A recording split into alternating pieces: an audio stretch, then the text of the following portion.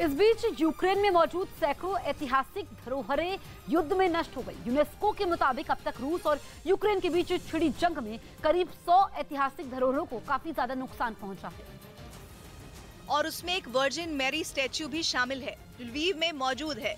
दोनों देशों के बीच जारी जंग में शहर के बीचों बीच लगी ये मूर्ति भी नहीं बच पाई, जिसकी मरम्मत का काम बिना देर किए शुरू कर दिया गया।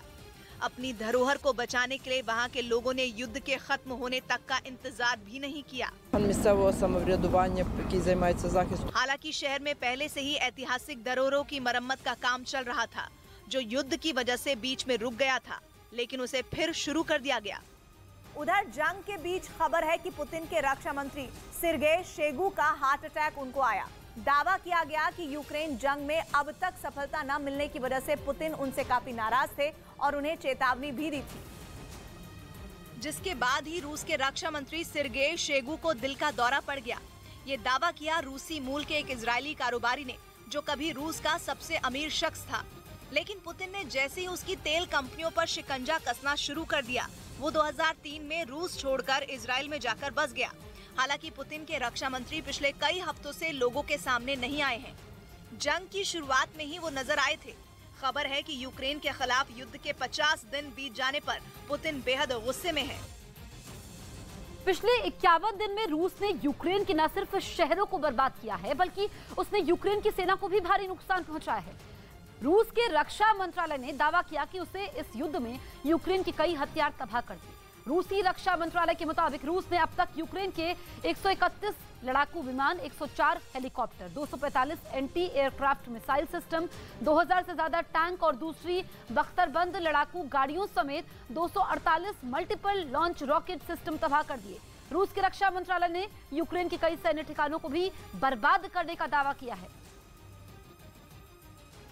इस बीच जंग के 50 दिनों में रूस ने यूक्रेन को तगड़ी चोट पहुंचाने की बात कही। रूस ने 24 फरवरी को यूक्रेन के कई शहरों पर एक साथ हमला बोला था और उसकी मिसाइलों ने यूक्रेन के कई शहरों में तबाही मचा दी थी।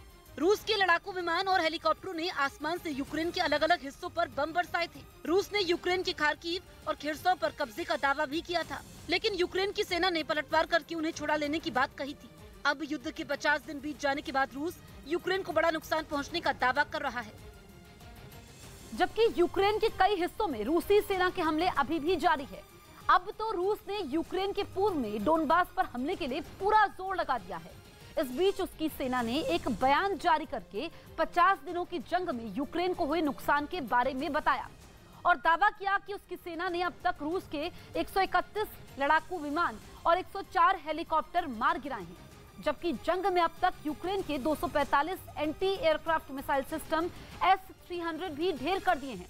यही नहीं, रूस के मुताबिक जंग के 50 दिनों में उन्होंने यूक्रेन के 2188 टैंक भी ध्वस्त कर दिए, साथ ही 248 मल्टीपल रॉकेट लॉन्चर सिस्टम को तबाह करने का दावा किया।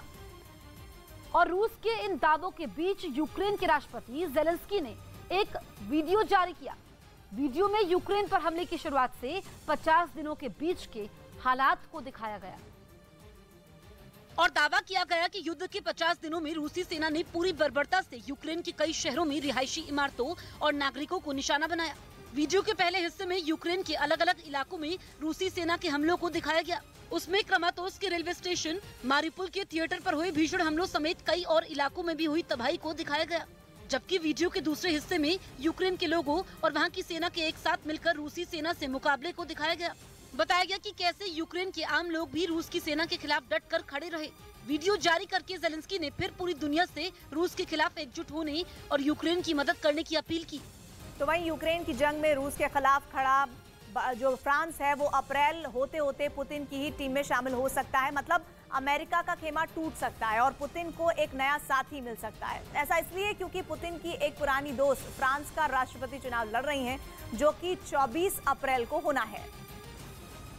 और अगर कट्टरपंथी मारीन ले पेन जीत गए तो सिर्फ फ्रांस ही नहीं, बल्कि यूरोप और पूरे के पूरे नेटो में उथल पुथल मच जाएगी।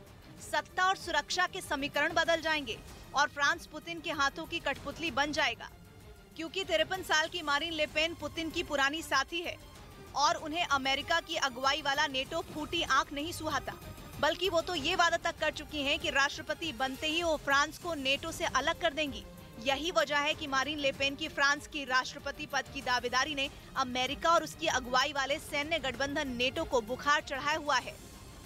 मतलब एक तरफ स्वीडन और फिनलैंड जैसे देश रूस से बचने के लिए नेटो की पनाह में जाने की तैयारी कर रहे हैं, वहीं फ्रांस की राष्ट्रपति पद की उम्मीदवार ने नेटो से अलग होने का पासा फेंका हुआ है। और अगर वो फ्रांस की अगली राष्ट्रपति बन गई और फ्रांस नेटो से अलग हो गया तो अमेरिका को बहुत बड़ा झटका लगेगा, क्योंकि यूरोप में फ्रांस ही सबसे बड़ी सैन्य ताकत है और इस लिहाज से नेटो का बेहद अहम साथी है। बल्कि मारीन ले पेन तो रूस और यूक्रेन की जंग के भी खिलाफ हैं। अपने चुनाव प्रचार में वो फ्रांस के राष्ट्रपति और अपने विरोधी एमेनुएल मैक्रों को ये कहकर घेर रही हैं कि उनका ध्यान रूस और यूक्रेन पर ही लगा हुआ है। इतना ही नहीं, वो यूक्रेन को हथियार न देने की मांग भी उठा चुकी हैं। और तो और मारीन ले पेन रूस पर प्रतिबंध लगाने के खिलाफ भी खड़ी रही हैं। लेकिन वो रूस पर इतनी नरम क्यों है? तो असल में 53 साल की मारीन राइट विंग की कट्टरपंथी नेता हैं, जो कि पुतिन के करीबी हैं। इतनी करीबी कि पिछले बार फ्रांस के राष्ट्रपति पद का चुनाव लड़ते वक्त वो पुतिन से मिलने के लिए रूस भी गई थी। बल्कि अंदर की खबरें तो ये भी हैं कि मारीन ले पेन रूस के एक बैंक से 2014 में लोन भी ले चुकी हैं। इसलिए माना जा रहा है कि अगर वो फ्रांस की राष्ट्रपति बनी तो फ्रांस का रिमोट कंट्रोल पुतिन के हाथों में